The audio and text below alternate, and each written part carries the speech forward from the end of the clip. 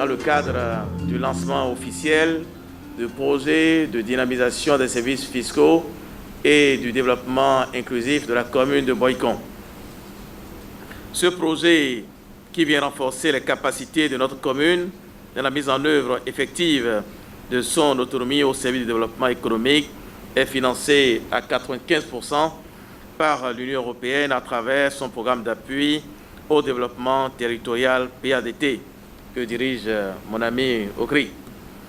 Suite à un appel à proposition lancé à l'endroit des communes du Bénin et cofinancé à 5% par la ville de Zorcel en Belgique.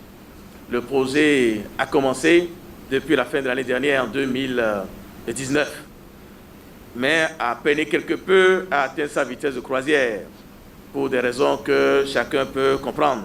Les élections communales, avec l'installation d'un nouveau conseil communal qui s'est réapproprié ce projet et avant de lui donner le souffle nécessaire pour sa continuation.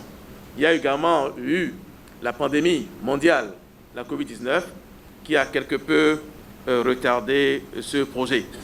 Cependant, ce projet vit et continue de vivre.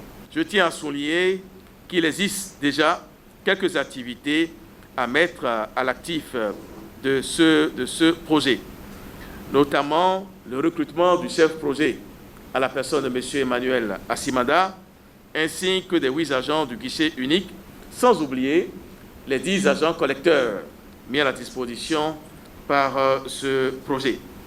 De la mise à disposition des membres de l'équipe d'appui au projet, de la prise de l'arrêté portant création du comité de pilotage, de la signature du contrat avec l'auditeur interne du projet, de la signature du contrat avec les 2 organes de presse que sont Royal FM ainsi que Pacific TV, de l'accueil de 2 différentes missions de suivi du PADT, de l'acquisition de mobilier de bureau affectés aux différents services spécialisés dans les objectifs dont la mission est d'œuvrer pour la vie du projet.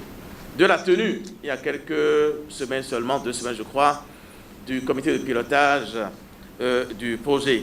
De la formation dans cette même salle des agents intervenant dans la mobilisation de ressources pour la commune, etc.